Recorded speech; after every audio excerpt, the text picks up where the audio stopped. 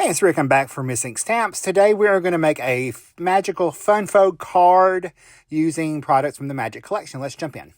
For our Funfo card, we're going to be using the Slugs Kisses Stamp and Die Set, the Tags die set, and the Eieio frame die sets, along with the Potion Bottle Layering Stencils set for Missing Stamps.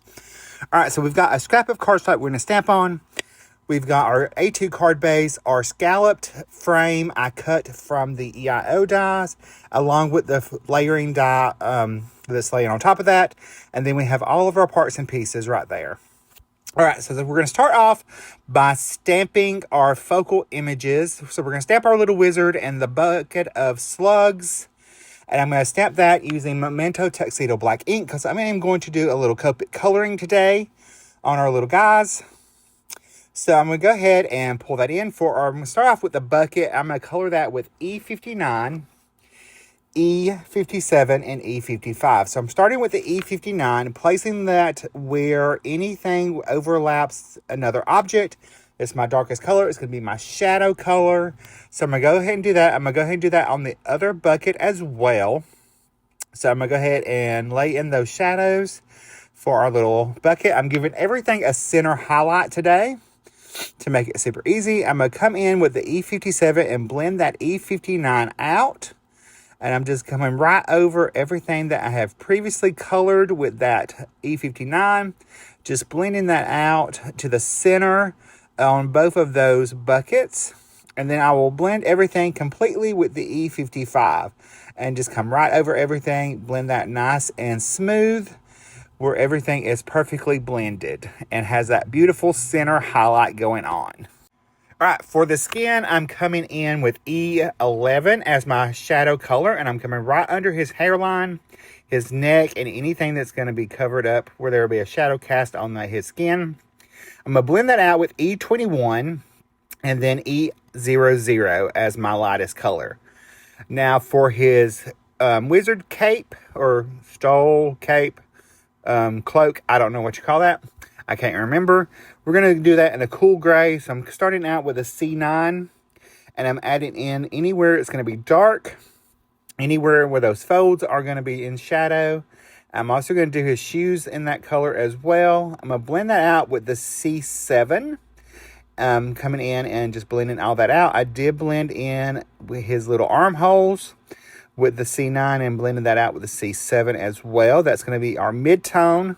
And then our highlight in this is going to be the C5, which we are pulling in right now to blend everything together and tie it all together. We are coming around our little slugs in that bucket up at the top, making sure I did not go over any of them because, I normally would by accident. So we'll go ahead and blend all that out on the rest of his cape. I know I left the back part of the cape blank because I'm going to color that a color.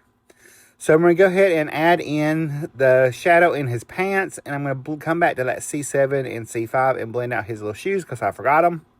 So we'll just blend those out. I'm going to come back over my C5 that I used on his pants and blend that out again with the C3 as our middle, or as our highlight. And then I'm going to use those same two colors for the metal on the bucket. I'm just going to blend those out together. Super easy. And now for his shirt, I just came in with C1 and C0 to just kind of add just a little bit of color in there. And then for his hair, I'm using E9 and E8. So I'm coming in with the E9 right now and adding that where anything would be darker. And I'm going to blend that out with that the E8, I'm sorry. So we're going to blend all that together. He's going to be a little red-headed wizard. And I'm going to come in and color my slugs. And for that, I'm starting out with the G24 in my shadow area. And I'm going to blend that out with G43 and G41 as my highlights. They're going to be nice green, sluggish looking slugs. So I'm going to go ahead and do that same color combination on our slugs in the other bucket as well. So we can just blend that out with the C21 right there. Now for the little color on his cape, I'm using R89 and R56. Now I'm going to end up setting these aside and I'm going to work on this background panel.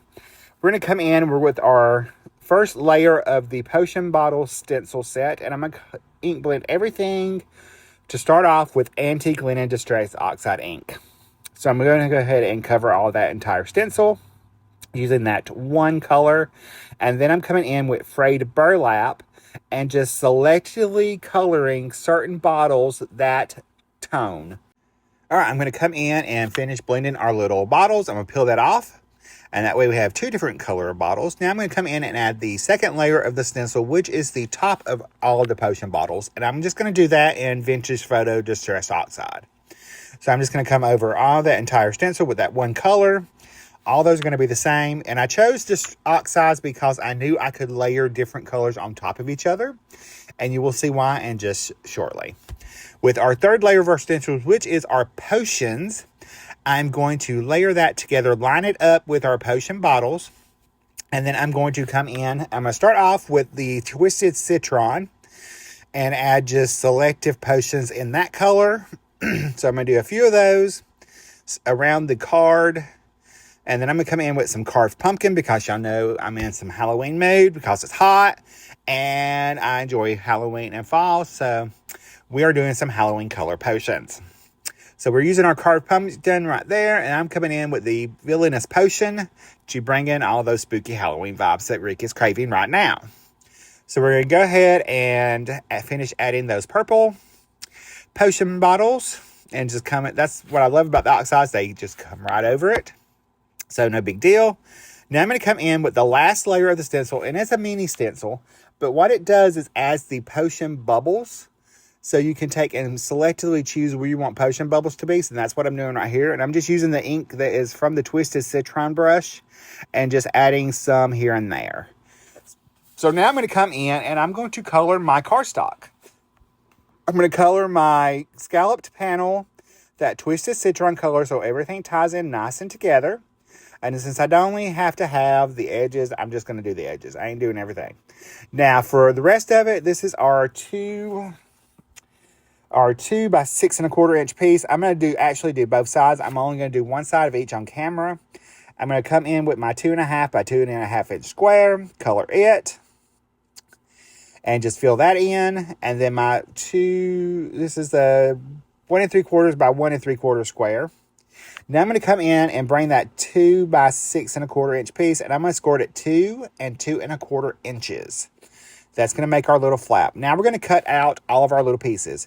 So I'm going to line the matching dies up with our little wizard and our little bucket. And I'm going to tape them into place when I say get them nice and lined up. Or at least I thought I had them lined up. I was just a tad bit off, but it's okay. It's handmade, not Hallmark, right? Isn't that right? All right, so we're going to go ahead and add our little dies on there. We will run them through with our little machine and cut those out. And while we are cutting, I'm going to take the tag die. So this is the second to largest tag. And I'm going to do some partial die cutting. I have threaded it through the part that I want to cut through the top, left the other part hanging out at the bottom. And I'm just going to cut that top part. Just super easy. Just give it that little decorative edge.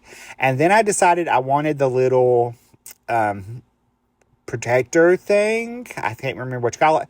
But that die's in there also. There's a couple of them. I'm choosing the one that's already just one piece. And I can just fold it over. Cut that out of just that white cardstock. And I'm going to use my bone folder and burnish my folds on our little flip tab part of our fun fold card.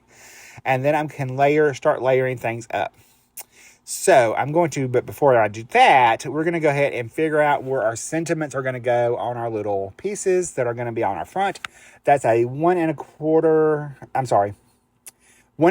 by 1 3/4 and 1 and 2 by 2. So, or 2 1/4 by 2 1/4. I'm so sorry about that. It's 2 1/4. It's what we're stamping on now.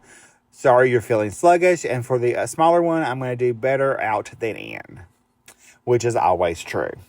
So I can add my 2 1/4 inch piece by 2 1/4 inch piece to my 2.5 inch square that we have just cut out and colored using our Twisted Citron.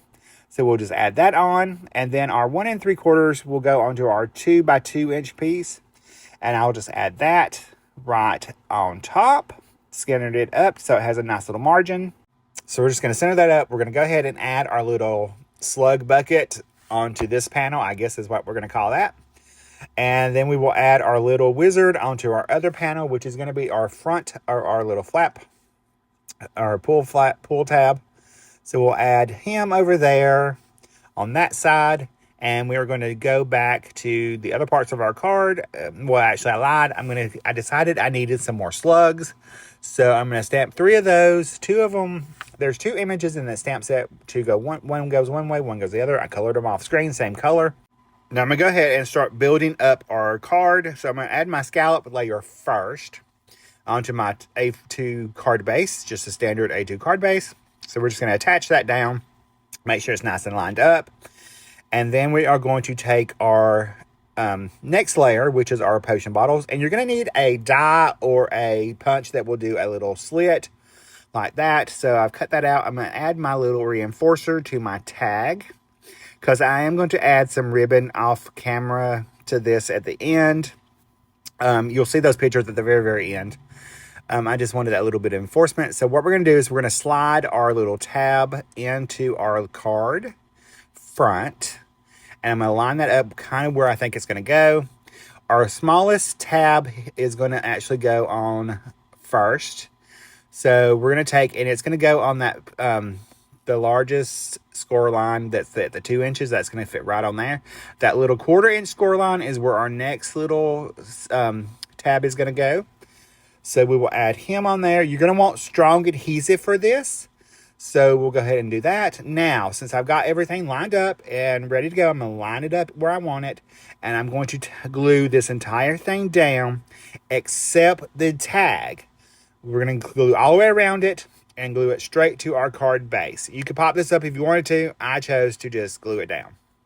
It's up to you. So we're going to glue that down, and then we've got to secure our other little, our smallest tab so that everything locks into place. So we're going to use sticky strip, and I'm just going to peel that backing off our red line tape. And I'm going to take and put it where I want it to be, or at least where I thought I wanted it to be. And I'm going to move it. I'm going to move it over just a tad, pop it back down. And that way, once I get the mechanism moving, you do have to play with it a couple times. It starts flipping up just perfectly fine, as you can see. So there's that. So now we are going to stamp our inside of our card. I'm going to come in and pull in the Misty. I've got my little images, same images we used on the front. I'm going to stamp these down on the inside with some Twisted Citron. And I did have to end up stamping these a couple times to make them nice and bold. Actually, I ended up stamping it these 3 times. Yeah, 3. To make it nice and bold. So I'm going to go ahead and do that. And then I will move those and move my sentiment in. And I chose the sentiment for the inside that says Slugs and Kisses. And I just stamped that a couple times. And then I can remove my card.